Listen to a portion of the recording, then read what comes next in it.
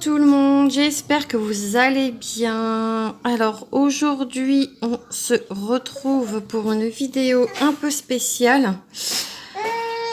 Je vais vous parler de mon intervention que j'ai subie il y a une quinzaine de jours Pardon, ça c'est Anna. En post-opératoire. Donc pour celles et ceux qui me suivent et qui regardent mes vidéos, j'en ai déjà parlé. Je me suis faite donc ligaturer les trompes fin mai. Oui, ça fait une quinzaine de jours. Ça fait 15 jours mardi. Non, ça fait 15 jours aujourd'hui. J'ai donc subi cette opération. Donc c'est une opération qui se passe en chirurgie ambulatoire. Donc je suis rentrée le midi à la clinique et je me suis fait opérer dans l'après-midi. L'opération a duré une demi-heure. Donc tout s'est bien passé, hein, puisque je vous parle, c'est que tout s'est bien passé. Je vais donc vous expliquer comment j'ai fait mes démarches. Alors, ce qu'il faut savoir, c'est que j'ai déjà 41 ans et qu'à la base, ça fait déjà un petit moment que ça me trottait dans la tête de me faire donc ligaturer les trompes. Puisque je ne veux plus avoir d'enfants et j'ai tendance à oublier. Je suis désolée, hein, j'ai le vernis qui est en train de se barrer. C'est le vernis de chez Action et ça tient pas non plus. C'est pas oufissime au niveau de la tenue. Et donc, j'ai pris donc rendez-vous chez mon gynéco, hein, voilà. Et donc, qui est juste à côté de chez moi. Une chance, il prenait des nouveaux patients parce que c'est vrai que mon gynéco de base est parti dans le centre-ville et j'ai la chance d'avoir une clinique, enfin un hôpital privé à côté de chez moi. Donc très sincèrement, j'ai pas cherché midi à 14h. J'ai donc pris un autre gynécologue qui faisait ce genre d'opération, puisque tous les gynécos ne le font pas. Donc, premier contact avec le gynéco, je crois que c'était en décembre, janvier, février, mars, avril. Février, mars, avril, mai. En février. Car ce qu'il faut savoir, c'est que vous, à partir du moment que vous avez donc votre premier rendez-vous, suit ensuite 4 mois de réflexion pour l'intervention. Donc j'ai fait donc mon premier rendez-vous. Je lui ai dit que voilà, moi je voulais me faire donc ligaturer les trompes, patati patata. Et donc à la suite de ça, il m'a dit voilà, vous avez un délai de 4 mois et suite à ce délai, on se revoit pour donc fixer donc le rendez-vous définitif. Et ensuite, on se revoit donc en salle d'op. Donc, les 4 mois se sont passés. Donc, j'ai eu rendez-vous en mai. Non, avril. Je vous dis des bêtises. Avril, puisque en fait, ils voulaient que je me fasse opérer début mai. Et début mai, je pouvais pas. Voilà, c'est ça. Donc, j'ai eu mon dernier rendez-vous fin avril. Donc, voilà. Donc, ce qu'il faut savoir, c'est que vous remplissez des papiers. Et donc, ce papier-là, il est très important car il va vous le demander ensuite. Pour... Est-ce que vous voyez quelque chose? Parce que je suis avec mon trépied juste en face de moi et j'ai pas l'habitude...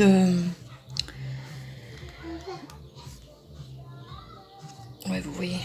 Et donc, à la suite de ça, suite aux 4 mois, donc vous revoyez votre gynéco, donc il regarde si si au niveau des ovaires, il n'y a pas de kyste ou quoi que ce soit, puisque du coup, sinon, l'intervention va durer un peu plus longtemps. Voilà. Donc, après, une fois que vous avez donc signé votre consentement, parce que oui, c'est un papier, c'est un consentement, non mais ça se fait pas comme ça, hein. Vous croyez pas que j'ai pris rendez-vous comme ça et que le lendemain, j'ai pu avoir... non, non, non, non, non. Ça passe quand même par des étapes où il faut vraiment être sûr de son choix. Et c'est pour ça que vous avez donc 4 mois de comment dire, de réflexion. Voilà, j'étais en train de chercher le mot. Donc moi, de toute façon, j'étais sûre de moi. Voilà, j'ai fait une connerie. Ah, punaise, je reviens. Hop, me revoilà. J'avais un nœud et du coup, j'ai changé mon fil.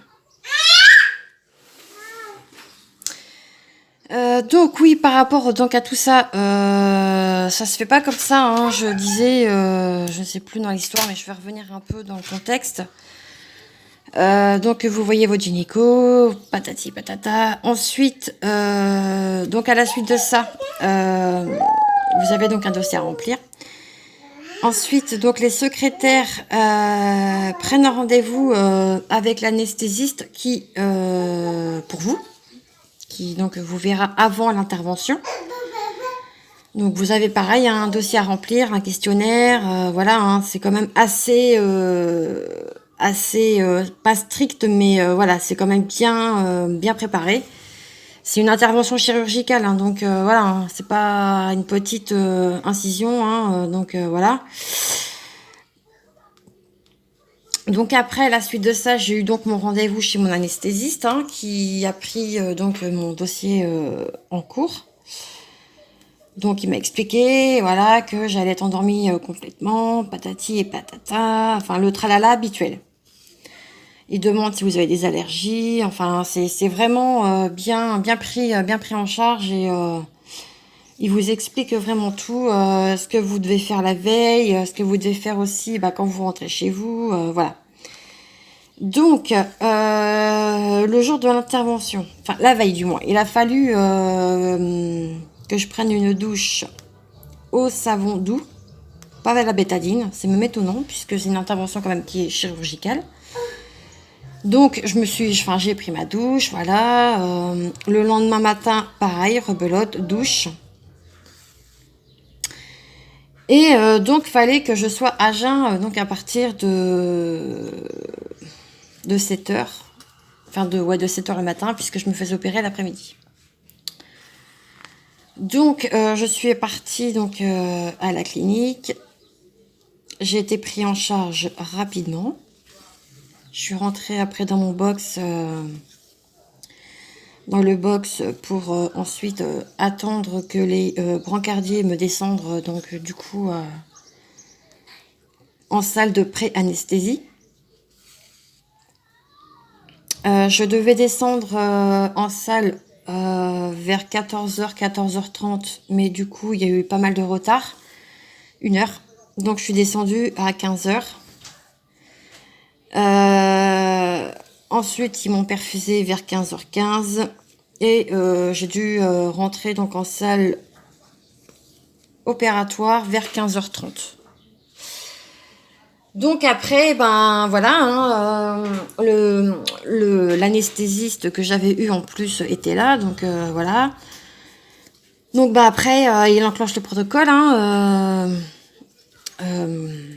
comment dire, masque à oxygène, et puis franchement j'ai eu comment dire, j'ai eu vraiment des personnes mais vraiment très sympas, enfin je veux dire ils étaient là pour assurer, enfin moi après j'étais pas stressante, soit franchement je crois que c'est une première fois que je me fais opérer en ambulatoire et que je me dis t'inquiète Mel, ça va bien se passer. Puisque juste avant, il a fallu que je prenne un médicament pour l'estomac, pardon, pour l'intestin, c'est pareil. Hein. Et elle voulait me donner un tranquillisant. Je dis non, non, non, j'ai dit ça va. J'en veux pas. Donc voilà. Donc après, à la suite de ça, donc l'anesthésiste a commencé à m'injecter donc le premier produit. Là, je l'ai senti passer celui-là, parce que ils m'ont foutu la perf sur la main et Les veines sont petites hein, sur la main. Donc j'ai dégusté, hein. J'ai senti le produit passer. Donc déjà là, ça a commencé déjà à me shooter.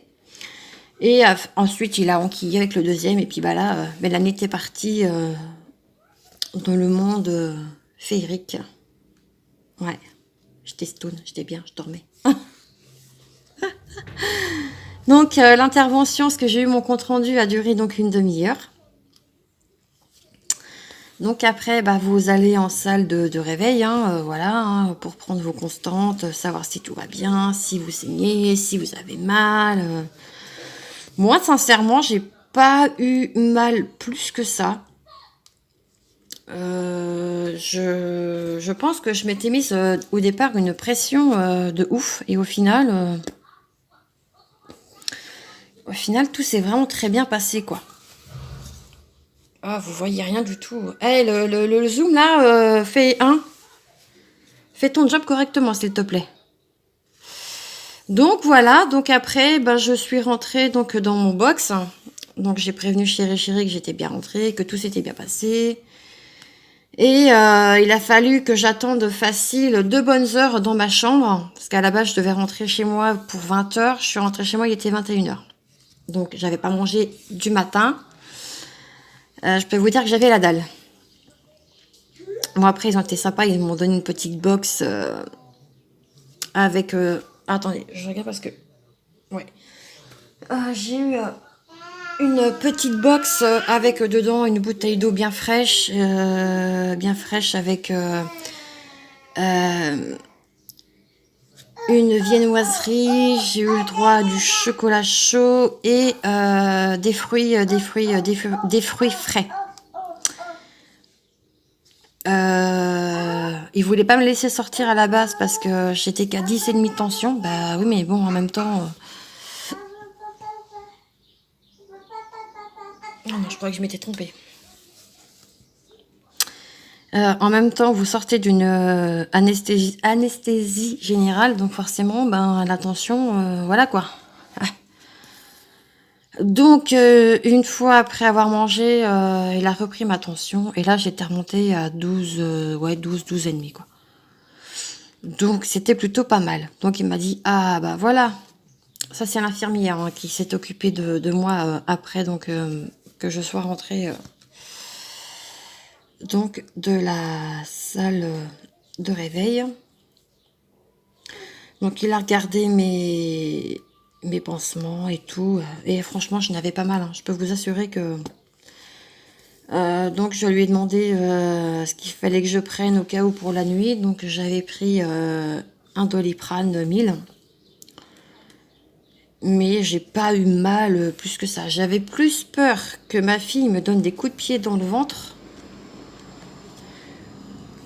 que moi d'avoir mal. Parce que ce qu'il faut savoir, c'est que moi, Anna dort toujours avec nous. Hein. C'est encore très compliqué à ce sujet. Donc voilà. Donc, bah, j'ai pas de son particulier. Juste, bah, faire attention. Là, je sens que ça guérit parce que ça me gratte. Ça me gratte de ouf. Ils sont passés, donc je vais vous dire par où ils sont passés, hein, quand même, pour celles et ceux qui veulent, enfin, du moins pour celles qui veulent savoir. Ils sont passés par le nombril.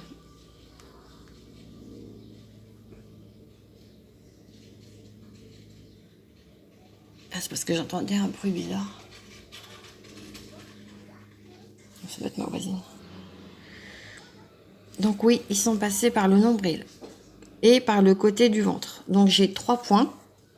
Donc un de chaque côté et un sur le nombril. Voilà. Je pense que c'est pour éviter d'avoir peut-être d'autres soucis féminins, peut-être. Mais moi, dans tous les cas,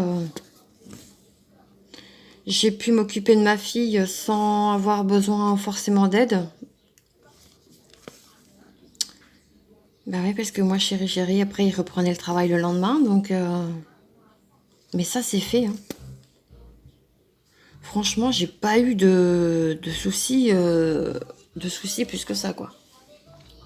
Justement, j'avais peur à ça. Et non, sincèrement, parce que je leur ai dit, hein, moi j'ai un bébé de 21 mois, il faut que je m'occupe d'elle, quoi. Après, ils m'ont dit, bah, si vous portez votre fille, portez-la vraiment sur le côté, parce que vous allez le sentir passer. Et au final, tout s'est bien passé.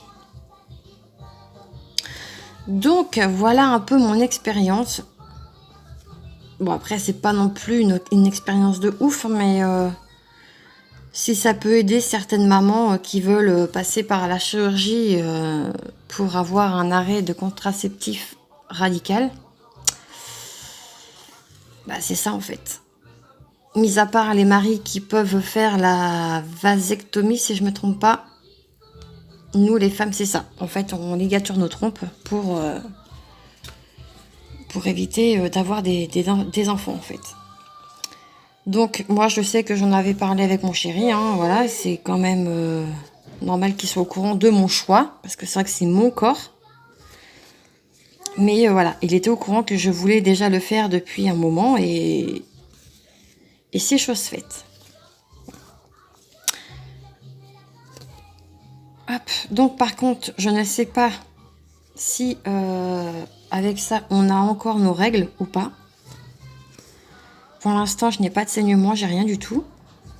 Du coup, la contraception, bah, je l'ai totalement arrêtée. Puisque je peux plus concevoir d'enfant. Et même, je peux vous dire que si j'avais eu l'occasion, je me serais même fait carrément enlever l'utérus. Parce que, voilà, au moins, je me dis qu'à mon âge, je ne porterai plus la vie et puis voilà. Après, c'est un choix. D'ailleurs, je ne veux absolument pas de préjugés là-dessus.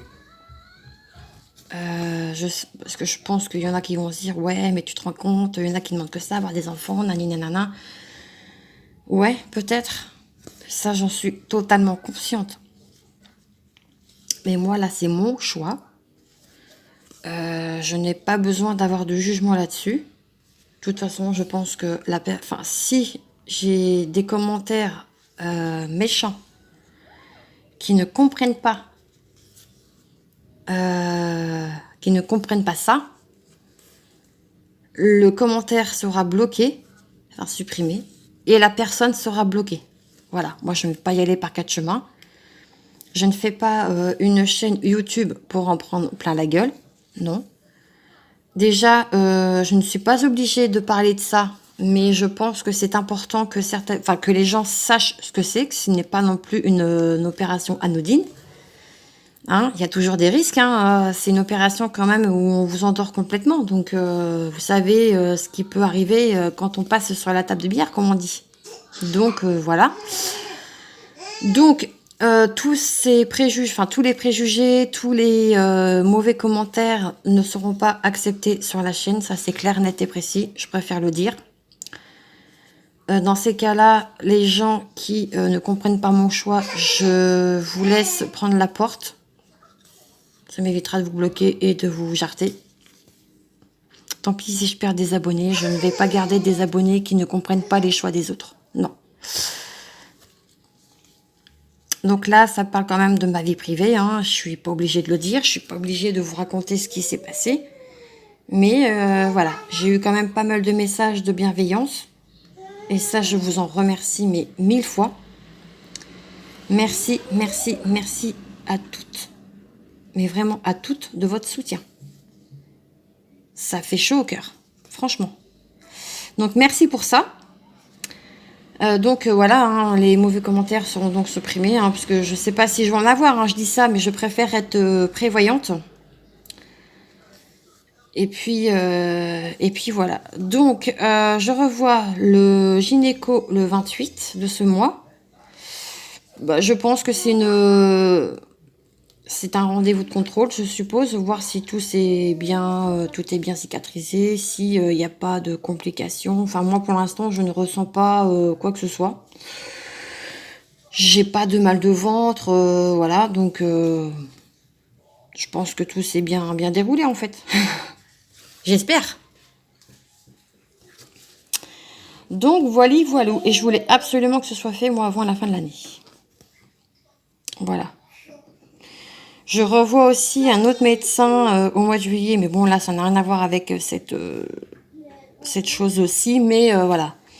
Je vous en reparlerai prochainement. Hop, alors je termine ce petit point avec vous et je vais en rester là sur la vidéo. Ça fait déjà 20 minutes. Si vous avez des questions personnelles que vous voulez me les poser, n'hésitez pas à me les poser par mail. Je serai ravie et je tenterai quand même de répondre la plus sincère possible. Si je peux répondre, bien sûr, hein, je suis pas médecin. Mais voilà, moi, ça s'est passé comme ça. Voilà, c'est mon expérience à moi. De toute façon, sachez que si vous voulez le faire, vous avez... Ça, c'est obligatoire. Hein, les 4 mois de rétractation, pardon, ils sont obligatoires. Vous n'allez pas voir votre gynéco en vous disant, voilà, ce sera fait tout de suite maintenant. Non. Non, non. Ça, je peux vous le garantir à 10 000 %. De toute façon, ça, c'est clair, net et précis. Vous avez vos 4 mois de réflexion. Hop, je termine mon point. Hop, hop. Donc, voilou. Je vais vous montrer la toile sur laquelle je travaille. C'est la toile, ma dernière toile pour le mariage. Voilà, c'est celle-ci. Elle est belle, hein? Ouais. Donc, voilou. Et bien, moi, je vais continuer de broder tranquillement, mais sûrement. Faut que j'avance parce que c'est vrai que le mariage arrive à grands pas. Dans un mois, on y sera. J'espère que du coup, mes explications pourront servir certaines d'entre vous. Hein, comme je vous disais, si vous avez des questions privées à me poser, vous n'hésitez pas, vous venez me les poser par mail. J'essaierai d'y répondre vraiment la plus sincère possible. Voilou. Donc, moi, je vous laisse ici. Je vous dis donc à très vite dans une prochaine vidéo. Et en attendant, prenez soin de vous. Ciao!